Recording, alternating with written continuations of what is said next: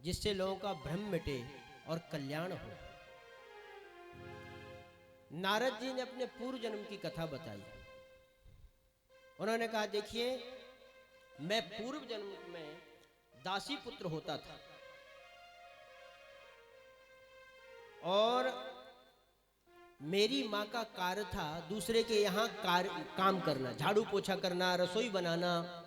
इस तरह से मेरी माँ काम करती थी। मैं छोटा था। एक बार जहाँ हम रहते थे, जिस गांव में, वहाँ चतुर्मास करने के लिए कुछ संतों की टोलियां आई और उस गांव के मुखिया ने मेरी माँ को उनकी सेवा में लगा दिया।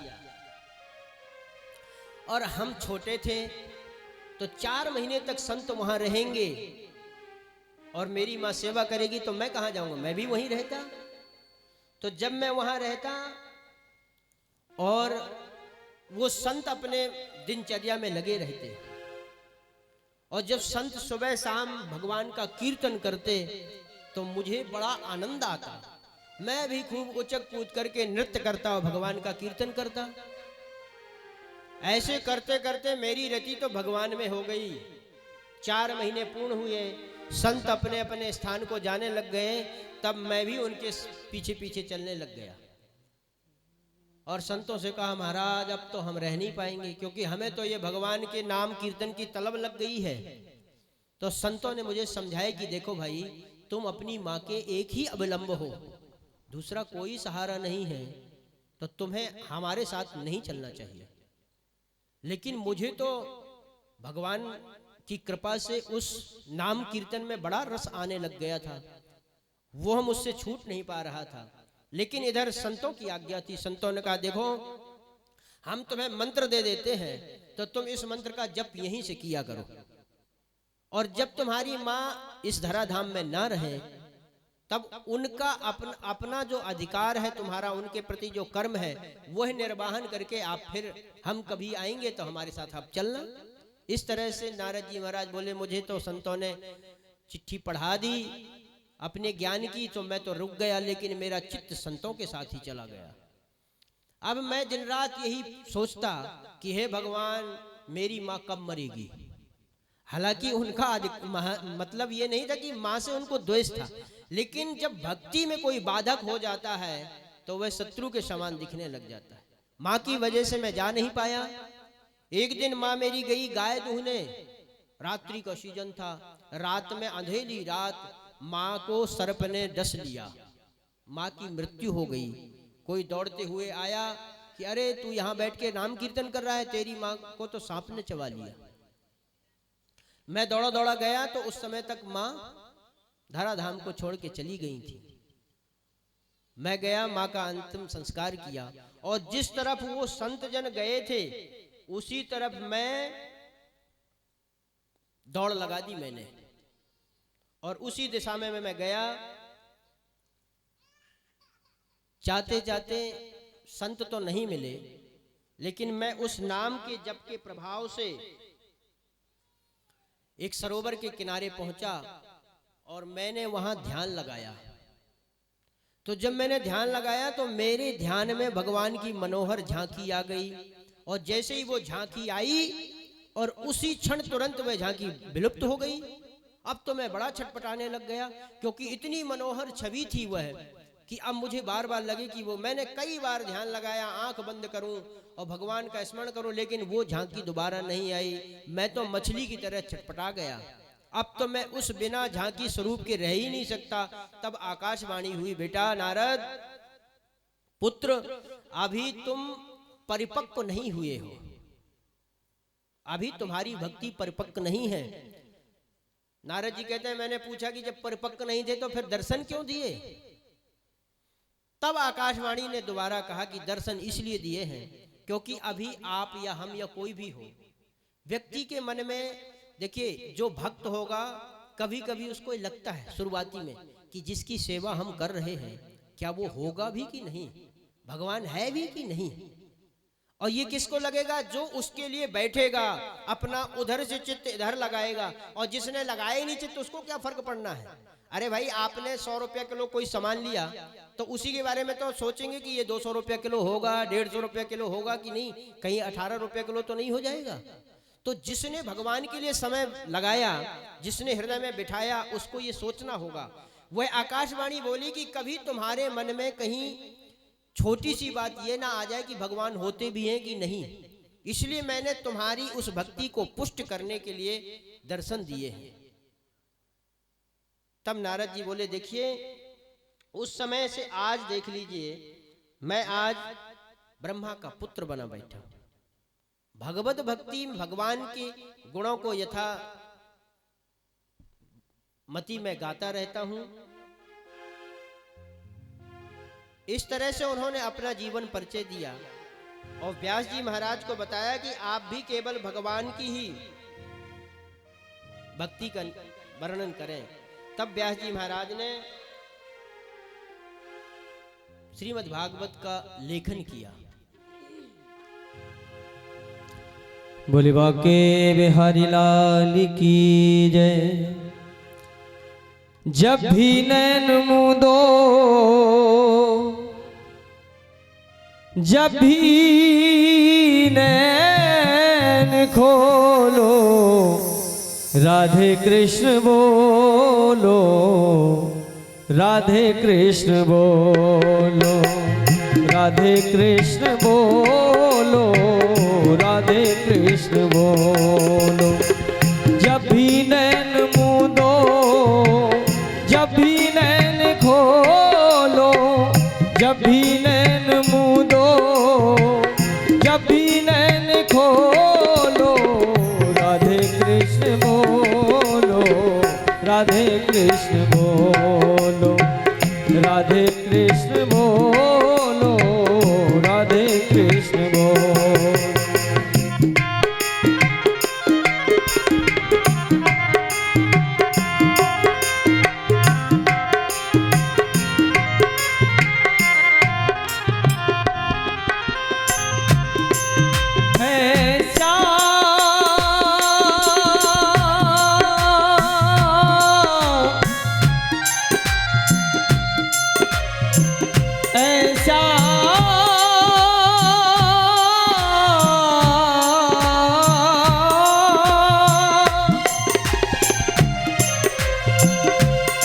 राधे श्याम, राधे श्याम, राधे श्याम, राधे श्याम, राधे श्याम, राधे श्याम, राधे श्याम, राधे श्याम।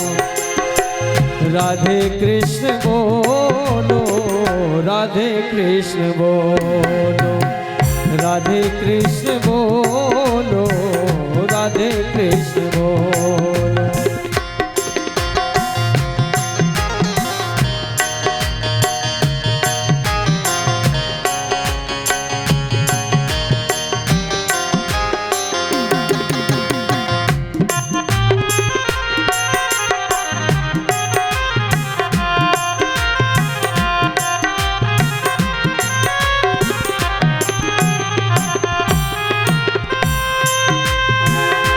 वृंदावन ब्रज की राजधानी, वृंदावन ब्रज की राजधानी, जहाँ बसे ठाकुर ठाकुरानी, जहाँ बसे ठाकुर ठाकुरानी। मधुर मिलन की साक्षी है जैसे, मधुर मिलन की साक्षी है जैसे, सेवा कुंज और यमुना का पानी पानी, सेवा कुंज और यमुना का पानी। इसलिए पुण्य प्रेम रस में, पुण्य प्रेम रस में आत्मा विभोलो, राधे कृष्ण बोलो, राधे कृष्ण बोलो, राधे कृष्ण बोलो, राधे कृष्ण बोलो। जब भी नैन मूंदो, जब भी नैन खोलो, जब भी नैन मूंदो, जब भी नैन खोलो, राधे कृष्ण बोलो, राधे कृष्ण बोलो, राधे कृष्ण बोलो, राधे कृष्ण बोलो।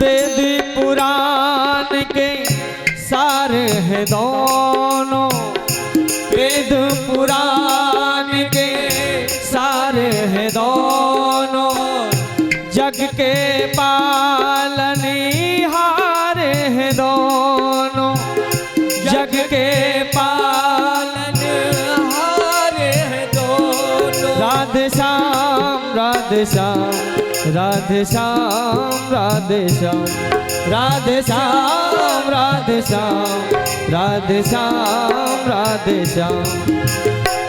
श्री कृष्ण राधिका एक है, इनमें अंतर नाय। श्री राधे को आराध लो तो स्वयं कृष्ण मिल जा। वेद पुराण के सार है दोनों, वेद पुराण के सार है दोनों, जग के पालनहार है दोनों, जग के पालनहार है दोनों। एक सृष्टि है, एक है दाता, एक सृष्टि है, एक है दाता, दोनों के आधार है दोनों, दोनों के आधार है दोनों। इसलिए दोनों का स्मरण करते हुए युगल नवल छब मन में सजोलो, सजोलो, युगल नवल छब मन में सजोलो।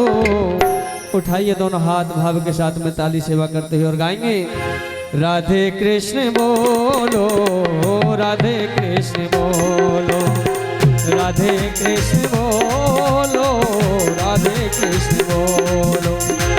जब भी नैन मूंदो, जब भी नैन खोलो, जब भी नैन मूंदो, जब भी नैन खोलो, राधे कृष्ण बोलो, राधे कृष्ण बोलो, राधे कृष्ण बोलो, राधे कृष्ण बोलो, राधे कृष्ण बोलो, राधे कृष्ण बोलो, राधे कृष्ण बोलो, राधे कृष्ण बोलो, राधे कृष्ण बोलो।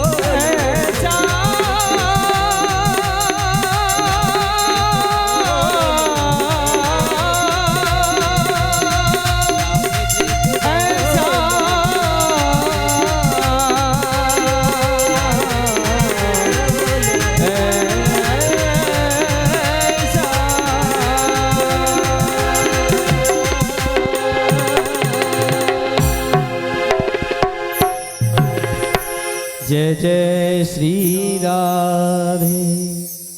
बोलो राधे राधे।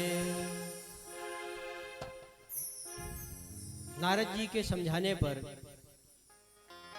व्यास जी महाराज ने श्रीमद् भागवत की रचना की। श्रीमद् भागवत कोई साधारण ग्रंथ नहीं है। जब व्यास जी महाराज ग्रंथ की रचना कर रहे थे, उस समय उनको लिखने वाले की आवश्यकता पड़ी। इतना बड़ा विशाल ग्रंथ है और मैं अपने नित्य कर्म को करूंगा तो बहुत दिनों में पूर्ण होगा। उनको उत्सुकता हुई कि मैं जल्दी से जल्दी भगवान के चरित्रों को एक ग्रंथ में बना दूं। तब श्रीमद् भागवत को लेखन के लिए गणेश जी महाराज को बुलाया गया। अभी भी ऊपर गणेश गुफा है व्यास जी की कुटिया के पास, आप लोग गए हो बद्रीनाथ की तरफ। गणेश जी महाराज का आवाहन किया, गणेश जी आए, उन्होंने कहा बोलिए व्यास जी क्या कह रहे हैं आप। तब व्यास जी ने कहा महाराज मैं श्रीमद् भागवत की रचना करना चाहता हूं, तो आपको यह ग्रंथ लिखना है। गणेश जी ने कहा ठीक है ग्रंथ तो लिख देंगे, लेकिन हम लेखनी पकड़ेंगे और फिर जब ही रोकेंगे जब पूर्ण ग्रंथ हो जाएगा। नॉन स्टॉप गाड़ी चलेगी, बीच में स्टॉप नहीं लेना होगा। अब व्यास जी महाराज ने सोचा कि अगर ऐसा करूंगा तो मेरे नित्य कर्म छूट जाएंगे, ये तो देव हैं, मैं तो मनुष्य रूप में हूं, मेरी तो कुछ शारीरिक क्रियाएं हैं, धर्म है शरीर का, वो निर्वहन करना होगा। तब उन्होंने कहा देखिए महाराज आपकी बात मैं मानता हूं, लेकिन एक मेरी भी शर्त है। बोले क्या शर्त है आपकी? बोले जो भी मैं बोलूंगा उसको आप मेरे भाव को समझ के, पूर्ण भाव समझ के ही आप लिखेंगे। गणेश जी बोले ठीक है। तो सोचिए गणेश बड़े भारी बुद्धि के प्रदाता हैं, सबसे बड़े विघ्नहर्ता और बुद्धि के दाता। देखिए सरस्वती जो है वो बुद्धि देती हैं, लेकिन बुद्धि को, वाणी को क्या बोलना है, कहां कैसे बोलना है, ये बिना गणेश की कृपा के नहीं होता। आप बोलते तो हैं, कुछ लोग तो बकते रहते हैं, वाणी तो सरस्वती की कृपा से प्राप्त होती है, लेकिन किस स्थान में किस तरह से बोलना है ये गणेश जी की कृपा से मिलता है, क्योंकि गणेश बहुत बुद्धिमान है। तो श्रीमद् भागवत को वेद व्यास जी महाराज ने ऐसे ऐसे श्लोक बोले हैं जिसमें गणेश जी भी चक्कर में पड़ जाते थे। एक एक घंटा सोचते थे कि इसका क्या सही अर्थ हो सकता है, क्या भाव होगा वेद व्यास जी का इसको कहने का, तब तक वो अपनी नित्य क्रिया कर लेते थे। तो कहने का अभिप्राय यह है कि हम जैसे प्राणी इस भागवत जी को क्या समझ सकते हैं, और सुनने वाला भी कितनी तेज बुद्धि में सुन पाएगा, क्या भाव निकाल पाएगा। जब गणेश जी भी चक्कर में पड़ जाते थे तो अन्य जीवों की क्या कही जाए। ऐसा यह ग्रंथ सुंदर तैयार हुआ, लेकिन जितना सुंदर ग्रंथ हो उतना ही सुंदर ग्रंथ को पाने वाला होना चाहिए, उतना ही भक्तवान। तब श्री व्यास जी महाराज को अपने पुत्र की याद आई। जो पुत्र जन्म लेते ही परिव्राजक होकर के वन की तरफ चले गए थे, आज उनकी याद आई कि इसका कोई पात्र है तो केवल और केवल श्री सुखदेव जी महाराज ही हैं। तब उन्होंने कहा कि वो तो परम त्यागी हैं, वो तो दोबारा आएंगे नहीं। अपने शिष्यों को सुंदर सुंदर भागवत जी के श्लोक पढ़ाते और भगवान की सुंदरता का श्लोक शिष्यों को पढ़ाया और कहा कि जाओ गाय चराने जाना तो उच्च स्वर में इन श्लोकों को गाना। तो जब उनके शिष्य गए तो जिस जंगल में सुखदेव जी चले गए थे, जहां ध्यान लगा के बैठते थे, वहीं जाकर के उनके शिष्य भागवत जी के श्लोकों का गायन करने लगे। बरहा पीड़म नटवर वपु कर्णयो कर्णकारम, इस श्लोक को उन्होंने सुनाया।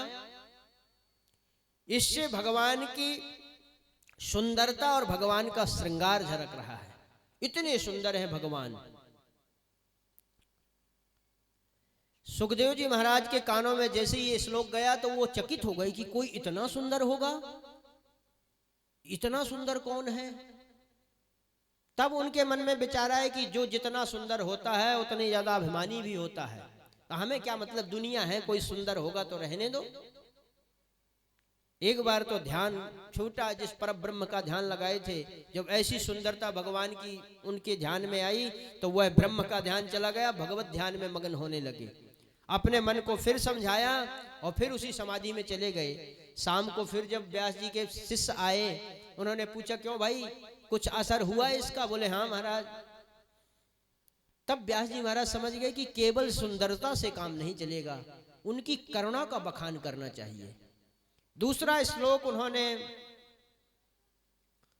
भगवान की बाल लीला का उनको समझाया। अहो वकीय स्तन कालकूटम, इस श्लोक को उन्होंने रटाया और जाकर के उन्होंने इस श्लोक को गाया। श्लोक का अभिप्राय यह था कि भगवान कितने दयालु हैं, जो बकी, बकासुर की बहन बकी, पूतना जिसका नाम था, वो अपने स्तनों में कालकूट हलाहल विष लगा के आई थी और भगवान को विषपान कराना चाहती थी। लेकिन भगवान ने मन में विचार किया कि आई तो विष पवाने के लिए है, लेकिन रूप तो माँ का बना के आई है, और अगर मैं आज इसको यहाँ पर मार करके सुंदर गति नहीं दूंगा तो फिर माँ का नाम कलंकित कर दूंगा मैं। क्योंकि माँ तो कैसी भी हो लेकिन बच्चे के लिए तो पूज्य है, बच्चे को तो माँ का कल्याण करना ही चाहिए। इसलिए उनको, उस पूतना को भी उन्होंने धात्रोचित गति प्रदान की। जिस गति को माँ पाती है उस गति को पूतना को दे डाला भगवान ने। इतने बड़े दयालु कृपालु हैं। जब इस श्लोक को सुखदेव जी महाराज ने सुना तो उठ के खड़े हो गए और उन शिष्यों के पास आए, बोले भैया ऐसे श्लोक और भी सुनाओ। उन्होंने कहा ऐसे श्लोक तो हमें नहीं आते, लेकिन हमारे गुरुदेव के पास तो 18,000 श्लोक हैं। बोले आपके गुरुदेव के पास हमें ले चलेंगे? बोले जरूर। उन्होंने मन में विचार किया, हमारा तो यही उद्देश्य था कि आप वहां चलें। सुखदेव जी महाराज गए। सुखदेव जी महाराज को उन्होंने यह भागवत रस का पान कराया वेदव्यास जी ने, और इस भागवत को सूत जी महाराज कहते हैं, प्रभु सौनक जी महाराज कहते हैं सूत जी से कि प्रभु यह श्रीमद् भागवत सप्ताह ज्ञान यज्ञ की प्रथा कब से चल गई? 7 दिन में ही क्यों समेट दिया गया इसको? और हमने सुना है कि परीक्षित जी ने किसी संत का अपराध किया था, तो आप बताएं कि परीक्षित तो परम भागवत थे और किसी भक्त से कभी किसी संत का अपराध हो सकता है? ऐसा तो संभव नहीं है। हमारी इच्छा है कि आप वह बताएं। तब सूत जी महाराज कहते हैं, सौनकादि ऋषियों, अब मैं वही कथा सुना रहा हूं जिससे भगवत कथा का उदय होगा। देखिए भागवत जी में भक्त की कथाएं हैं, और अगर भक्त नहीं होता तो भगवान को कौन जानता? अरे भाई कंपनी का प्रचार तो उसके एजेंट ही करते हैं ना। मेरी कंपनी में, मेरे प्रोडक्ट में क्या खूबी है और कितना असली है, कितना आपके लिए कारगर है। तो भक्त ही तो जा करके कथा के माध्यम से प्रचार करते हैं। और आज का जमाना तो प्रचार प्रसार का ही है। छोटा सा कोई आप कार्य करेंगे उसमें भी प्रचार प्रसार चाहिए, चाहे बड़ा भारी चुनाव हो या बीड़ी पीने का प्रचार हो। बीड़ी भी प्रचार करके बेची जाती है। तो ये तो परम कल्याण की चीज है, इसका भी तो प्रचार प्रसार होना जरूरी है। कई लोग कहते हैं क्या जरूरी है पोस्टर छपवाना, बैनर छपवारे? भाई प्रचार प्रसार होगा, लोगों को लगेगी। देखिए धर्म और व्यापार 2 ऐसी चीजें हैं जो देखा सीखी बढ़ती है। आप रोज 10 बजे दुकान खोलो और पड़ोसी 2 बजे दुकान खोलता होगा तो उसको लगेगा कि यार ये ज्यादा कमा रहा है, तो मुझे तो 9 बजे दुकान खोल देनी है, क्योंकि कुछ ग्राहक इसके पास चले जाते हैं। तो व्यापार में भी बहुत कंपटीशन होता है, और धर्म में भी। आप अपने घर में 4 बजे घंटी बजाने लग जाओ, पड़ोसी 2-4 दिन बाद खुद जगने लग जाएगा कि भाई ये बड़ी पूजा पाठ करता है, इसकी उन्नति बहुत